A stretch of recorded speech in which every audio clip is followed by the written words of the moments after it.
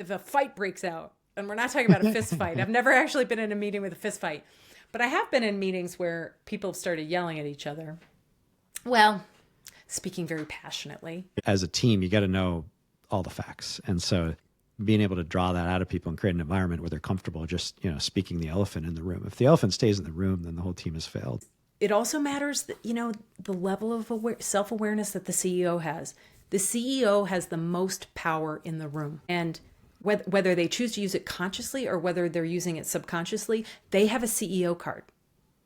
And they play that card. This is Executives Unplugged. I'm Keith Cowing, your host and executive coach. And with me today is Kelly Dwyer.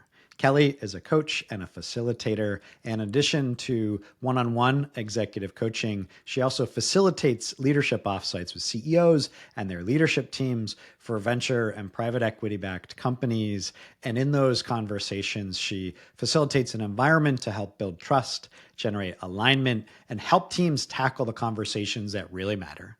Offsites are high-risk endeavors where you could either waste everybody's time and have the most expensive meeting of the year and have your team come back frustrated, or you could come back with the top people in the company excited to work together, pointed in the same direction, and have that alignment drip down through the whole company so everybody's humming in the same direction. And nothing is more powerful than that. And that's what we want you to accomplish, whether you're a CEO or an operator and you're managing an offsite for your team. So let's jump in. Kelly, welcome to Executives Unplugged. Thank you, Keith. I'm happy to be here. I'm so excited to have you on. We're here to talk about offsites, and you think about CEOs and you think about executive teams, maybe on-site. Sometimes they're physically at the office. Sometimes they're somewhere beautiful, maybe somewhere in between. You can accomplish a lot or you can completely waste your time. So there's a lot at stake, and we're here to talk about how to effectively set them up, facilitate them. Let's just start with a simple one. What makes for a great offsite? I think a lot of prep. A lot of prep makes for a great offsite. Even if when you walk into the room, things have changed in the day or two prior to the offsite, and all of a sudden, like the agenda goes out the window and you refocus that day, which has happened. It does happen on occasion. The prep is still valuable. So when I say prep, I interview. So if I'm doing let's say an annual or quarterly planning for an executive team, I will interview all of the team members prior to the interview, prior to the meeting. And we basically allow those interviews to inform the objectives of the meeting. Because ultimately, what makes for the best offsite or onsite is that the executives, who are the highest paid people in the company typically, except for maybe a few salespeople, the executives get the most value from their time in the room together. I interview every single one of them. I'll spend 15 to 30 minutes with each of them. We usually book 30 minutes, and depending on how much they have to say is how long the call is. And I ask them about what's going well at the company, what's going well with the team, what challenges the company's having. So I have that context, what challenges the team is having, what they think the right work is for us to do in the room. So get their perspective about where they think we should be spending our time. And inevitably themes will come from those interviews that inform the objectives. Now, the meeting sponsor, the CEO, has an opinion typically about what they want the team to focus on. I found CEOs always have opinions. That's right. That's right. And so it's usually a mix of the two. Okay. And you've got a superset, a long list. You're probably going to have to trim it down and be focused. How do you think about the length of the offsite, how many goals you can reasonably accomplish, and how far in advance do you start this prep work? It depends on the scope of, let's say, the planning session. And for this, we're talking about planning, right? Strategic type planning or quarterly or annual planning. If this is because sometimes I work with nonprofits. If we're in a 2 to 3 year long-term strategic planning process, I can interview people a month in advance, 6 weeks in advance. If we're talking about a quarterly planning process, 3 weeks before is probably max, because things are going to change between then and the time that we walk into the room, which can impact the agenda.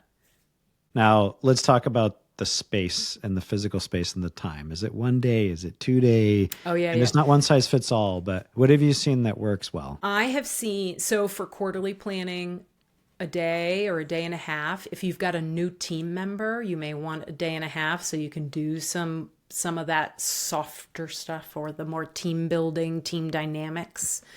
Have some of those conversations. If the team is pretty familiar with one another, they've worked together for a while, you could probably get away with a day. Annual planning, I would say 2 days. Yeah, in my experience, one of the most valuable things is having a bunch of discussion during the day, having a dinner, maybe some wine, and then going to sleep, and then coming back, and all of a sudden you have all of this new ideas ready to go. And being able to both have a plan for the second day, but also being able to take what really came out of the first day and then maybe attack it with more clarity because everybody's had a chance to really ruminate on things where a lot of times we just don't have time to think in reality. Right. It's just bang, bang, bang, execute, execute, execute. And this gives you time to think and really collaborate in a way that you don't usually have the chance to. And I find that overnight can make a big difference. Yeah, I agree with that. My mentor calls that having a sleep. So we'll have a sleep Yeah. in between day one and day two. And I would say for most of the executive teams, I think it's important just to call it out that the dinner in between they have to go easy on the alcohol because the alcohol is going to impact their ability for their brain to integrate and of course it's going to impact their sleep. So in between is not woohoo, let's go rage. I Now, hear of course, you. I guess if they're early 20s startup people, okay, they can do that and it won't impact their sleep. But Yeah. I'm picturing a chart with the optimal amount of alcohol at dinner where it's not 0 and it's not 10 drinks, but there's somewhere in the middle where you just get enough conversation and creative juices flowing, but you're still fresh in the morning. And obviously you don't have to have alcohol at all. And some people don't like it. And, Right. some people don't drink and you should respect that, Yeah. et cetera. And so I Yeah. say it somewhat jokingly, but the idea of just like getting people in an environment where they can be a little bit more loose and just letting stuff out in terms of their ideas and their thoughts and it's not all bottled up, I think is super valuable. Yeah. And it sounds funny, but particularly for people that have really busy schedules, people that have kids, people that have other things in their life, when you truly do it offsite and you go spend somewhere else and you've already done the pre-work of the acute pain of scheduling those 2 days to travel, that once you're there, you don't have to worry about it. And all you have to do is show up at dinner and maybe check some email and you can come back the next morning. And having that period of time, again, just to mull over what was talked about and think about it and let it ruminate, I find also is really important versus just going back home and going back to your regular life and everything hits your brain and you don't process it because you got 10 other problems to deal with. Yeah, What's your take on that? that's a really good point. But I also, yes, and I think it's up to the CEO to set the expectation of I want us to step away. It's not helpful when they take the time in the room and then they're scrambling on email and calls and whatnot because they're trying to continue the pace of work for the other stuff. So then it's hard for them to take the mental space and they're exhausted and all of that. That's an excellent point. So let's talk about the facilitation in the room and maybe from 3 lenses. There's the CEO of setting the stage and the tone. There's the facilitator, which could be the CEO, could be a chief of staff, could be anybody, or it could be somebody like you that's a professional that comes in just to focus on that so everybody else can focus on the content. And then there's the attendees. So between the facilitator, the CEO, and the attendees, assuming this is a leadership team, talk to me about what each of those can do really well, either to set up the environment for success or in the room during the day. The objectives have to be clear coming into the room, right? And those come out of, let's say, the conversations that happened beforehand, getting alignment with the CEO for me. So I'm an external facilitator and even an internal chief of staff, someone who's internal who's going to be facilitating the meeting. The objectives have to be clear and the pre-work has to be defined. So how are you going to have the participants prepare for the meeting itself mentally and logistically? Like let's say there could be a organizational health survey that they're going to fill out or something like that. And you share the agenda ahead of time and the agenda is designed in such a way that if you execute it well, it will enable the team to achieve the objectives for that meeting, that day and a half meeting, that 2-day meeting, whatever it might be, that day-long meeting. And so they have some expectation coming into the room of what the work is that they're going to be focused on because they have the agenda, they know what the objectives are, they've done their pre-work. So now we're in the room, and I always do a warm-up of some kind.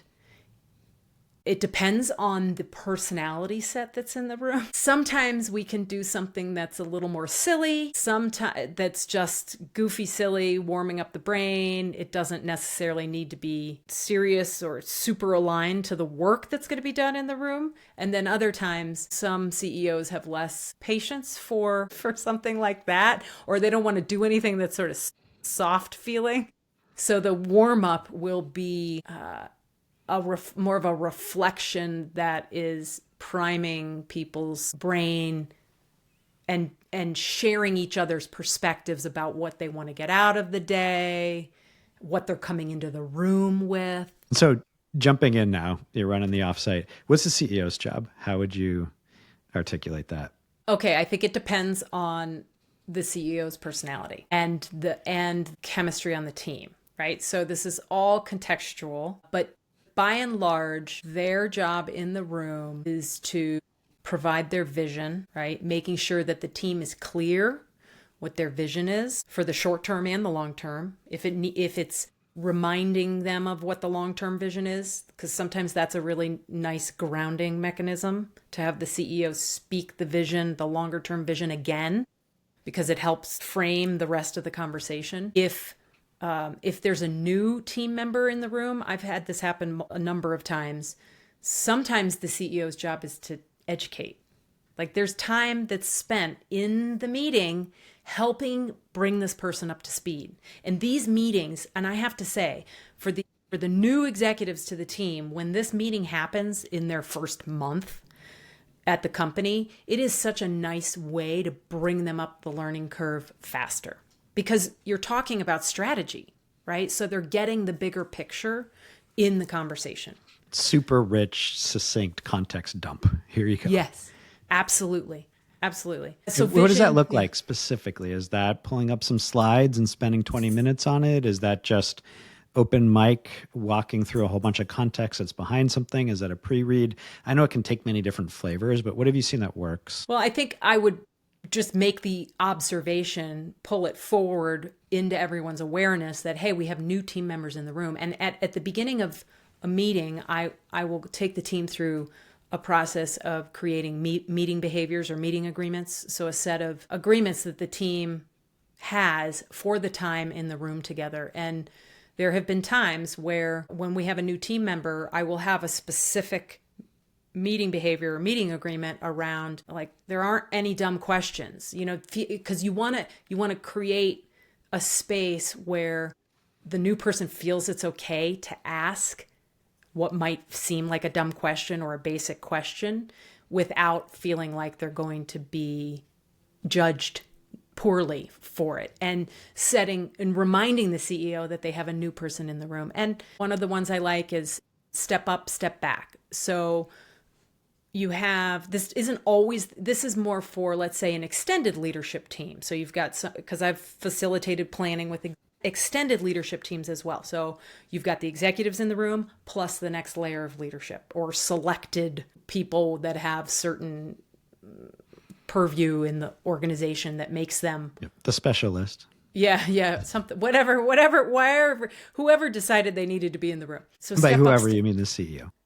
Yes. CEO, and maybe there's another stakeholder. So sometimes it'll be the CEO and the CFO that I'm planning the meeting with. Sometimes it'll be the CEO only. Sometimes it'll be the CEO and the head of people. And so step up, step back. There are certain personalities who are quieter and they're not going to be the first into the conversation. But making everyone aware, reminding everyone we have different personalities in the room.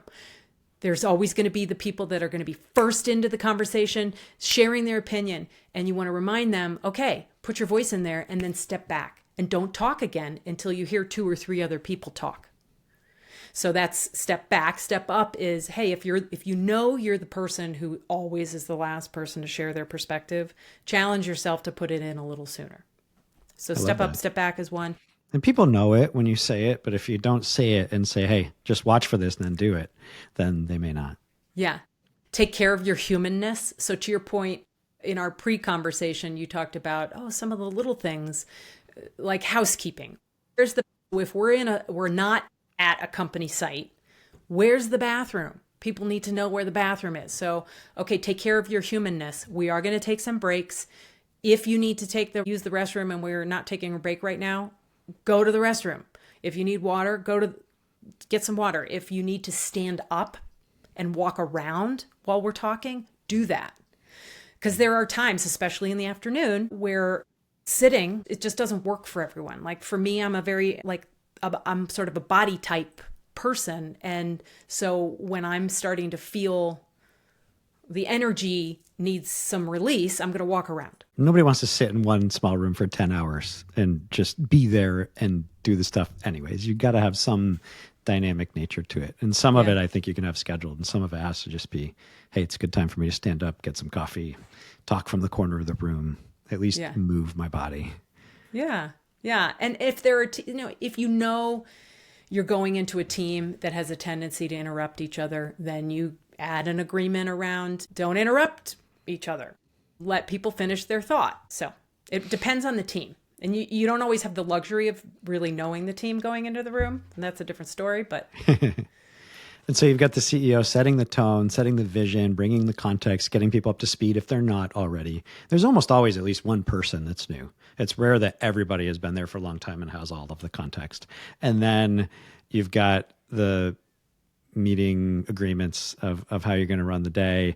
Everybody's done their prep. They're there. And then as a facilitator, for people that haven't worked with an outside facilitator, what's your role during that day to make sure that everything goes off smoothly? My meta role is to make sure they get the most value for their time in the room. And so my role is to help them have the most important conversations that they need to have in the room. So that's thing one. And then And ideally, that's going to be related to the objectives we laid out for the meeting.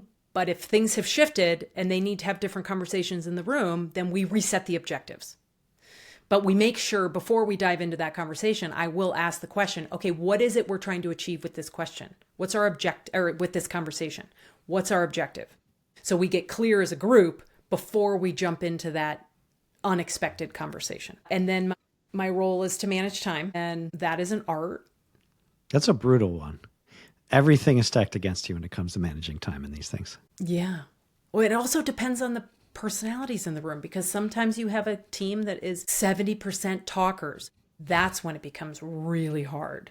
They're very expansive thinkers. They're all ideators. That's hard because you're really managing time then. Sometimes it also matters that, the level of self-awareness that the CEO has. The CEO has the most power in the room. And whether they choose to use it consciously or whether they're using it subconsciously, they have a CEO card. And they play that card. And so as a facilitator, I have to learn very quickly, how's this CEO going to show up in this meeting, and how is that going to help or hinder us moving the conversation to where it needs to go, or to a conclusion that's satisfactory for the team members. So my role is also to manage that. If there's another particularly dominant team member, manage that dynamic. You had mentioned something in our pre-convo about, so if a fight breaks out, and we're not talking about a fist fight. I've never actually been in a meeting with a fist fight, but I have been in meetings where people have started yelling at each other. Well, speaking very passionately. Yeah, it can get contentious, right? The point of this is to get everybody to speak the things that, I would say, one of my meeting agreements would be, you have to speak everything that's on your mind. You got to put it all out there, and then we have to be able to decide what we're going to act on, what we're not going to act on. But we can't have anything that's left in the room that's unsaid, or we're not dealing with all the information. We really need to know what everybody thinks and what they observe and how they feel and their opinions. And then we're not going to move on all of them, but we have to know what they all are. And then, we can pack some of them back up when we go home.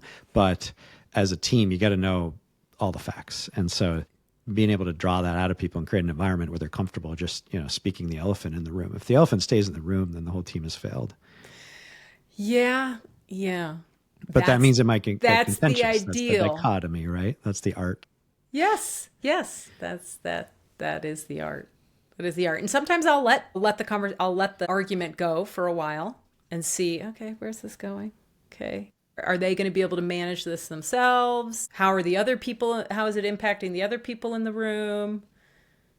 And I'd say most of the time, assuming these are seasoned professionals, okay, that's not always the case, but assuming because I work with a lot of executive teams and many of them are pretty seasoned by the time they get into the roles they're in.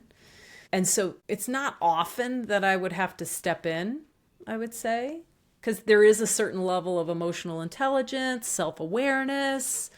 And that's where a parking lot can come in handy in my experience of, we're not going to solve that one in the room. And this is a rabbit hole and we can go down this for the next 3 hours. And it's less about them fighting and it's more about just that debate is not going to get solved here. So let's mark it. We noted it.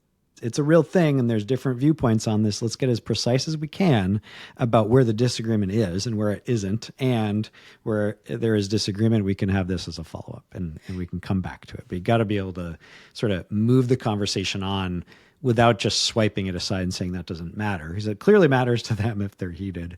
But the show must go on.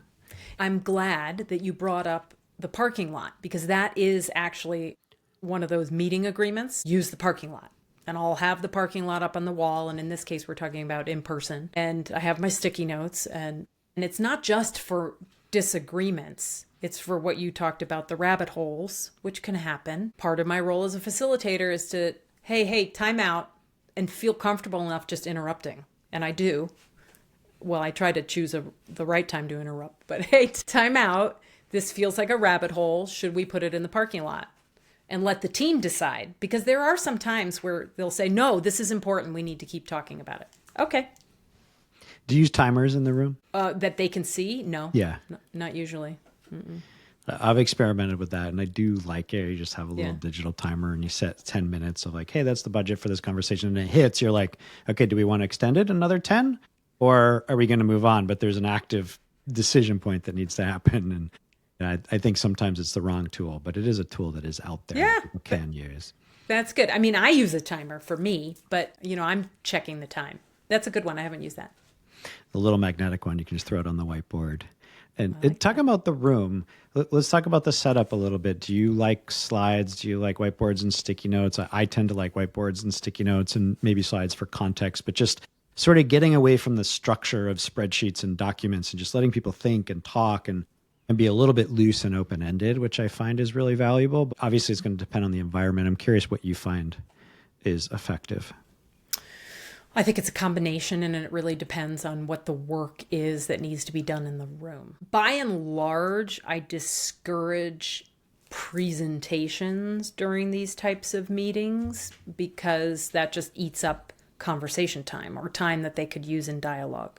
That being said, there are times where for contextual purposes, having one of the team members present on something using slides, sharing information that's important for the conversation that happens right after it. So that does happen, and that can be slides. Whiteboards are great. I use wall stickies, so the big stickies that you stick up on the wall with smaller stickies. Sometimes I use square stickies. Sometimes I use rectangular stickies. I like voting dots, the dots where they can vote on things. Depends on what we're doing in the room. Usually if you're helping a group make decisions, you've got identifying the question that they're trying to answer or the problem they're trying to solve. Then you brainstorm. You have some sort of process to brainstorm. Then you've got a need to synthesize so that a team can come to a decision. So there's a couple different modes in these events. There's the brainstorming and the voting and getting ideas out there. And then there's synthesis and there's converging, which is, okay, we're going to make a decision. And they're very different modes of thinking. And if people are in different modes at the same time, it can be very frustrating. And so talk to me a little bit about just literally priming in a exercise of how you set people up for success so the conversation is healthy and you get people in the same mode. I will separate the brainstorming from the synthesizing in the agenda. So it becomes very clear what we're doing when. and then as a facilitator, you're basically saying, okay, now we're going to do this, and here's the process we're going to use to do it.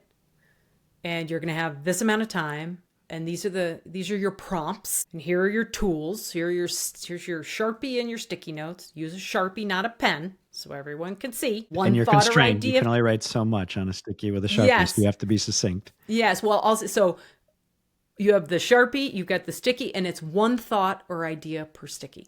It's not, here are my 5 thoughts.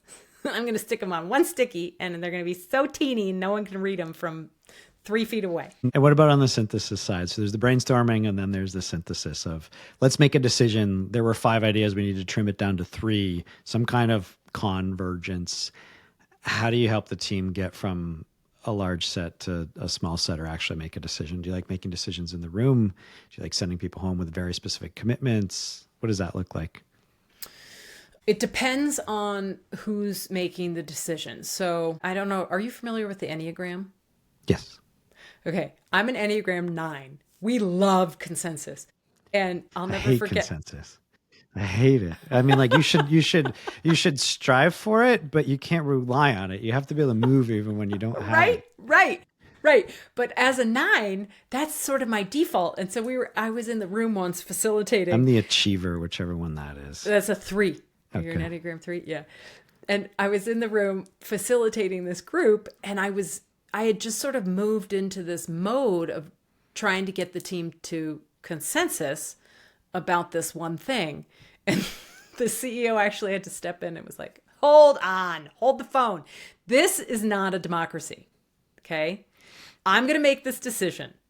So then we reframed what we were doing to basically, okay, we want everyone to share. In that scenario, we had them rank order the thing that we were talking, these different options that we were talking about. Each person rank ordered it. And then we talked about, okay, so you put this as number 1 and this is number 2. You put this as number 1 and this is number 2. Why did you put that? Why did you put that? So we just had a discussion about it. And then the CEO was going to make the decision, right? Yeah. So it depends on who's actually going to make the decision. If the group is going to make the decision, then we can make the decision in the room. And I think that clarity alone of who's going to make the call, which is process, and then separately there's the content, which is discussing and the pros and cons, and you need the intellectual debate no matter what. But a lot of people are debating who's going to make the decision and what the decision should be at the same time. Yeah. And it just turns into this muddy mess. And if you clarify who's going to make the decision, now let's debate the trade-offs. And then at the end, whoever that is or group can make the call, then you can actually move forward. Otherwise, you get jammed. Yeah. I also really love the fist to 5. Tell me about that. I'm not familiar with that. So it's fist to 5 is 0, 1, 2, 3, 4, 5. So 5. So you basically have people vote using the fist to 5, and what this is it gives you a degree of consensus. So it gives you a sense of how aligned the team is around a particular idea. And so you could have had a discussion and the team came to, okay, it's based on what I'm hearing in the conversation. It seems like these are the 3 goals that you want to align on for the year. Let's just do a temperature check, do a fist to 5. 5 is, this is the best plan ever. I will fully support it. 4 is, hey, I really like this plan. I will support it and advocate for it and do whatever I need to do. 3 is sort of, hey, I'm kind of neutral. I'll go with it. 2 is, it's not my favorite, but I'm not going to stand in the way. 1 is, I need to give or receive some information before I'm willing to move forward with this. And a 0 is, there is a fatal flaw to this plan and we should not move forward. I love that. And it's so specific. And I think a lot of times people mistake somebody's emphasis, or you're executives for a reason because you've learned how to be succinct and compelling and have conviction in what you say. And you end up having conviction in something that you didn't really care about or something. And then if you get underneath the covers, like, oh, I didn't really that wasn't a big deal to me. And maybe they were only lightly opinionated on it, but it just comes out strong because they're used to communicating in that way. Yes. And so when you get under the covers and you actually force them to put 0 to 5, I think that's super powerful. Like, people should do that, not in offsites too, just like everyday meetings. That's a really nice little tool to have in your toolkit. Excellent. Yeah, I love it. Now, follow through. You finish up this meeting, everything goes well. You've got some really good decisions. You got a bunch of conversation out there. You had the perfect amount of wine at dinner. You had snacks. You had outdoor activity. Everybody's super happy. You're jazzed. How do you make sure it doesn't fall flat on its face and nothing comes out of it? How do you make sure there's a follow through so that people actually see the change and then they want to come back and do this again? Okay. It depends on my role. If I'm just sort of in facilitating the meeting, but not meeting with them on a regular basis between, let's say, the quarterly planning meetings, then the follow through really falls to their shoulders. So I will digitize all the outputs from the meeting. So I take responsibility for doing that. And I create, and before we leave the room that day, we clear the parking lot and we review any action items that have been identified during the meeting, and we assign accountabilities. So who owns this and when does this need to be done by? So then I digitize that into an action plan.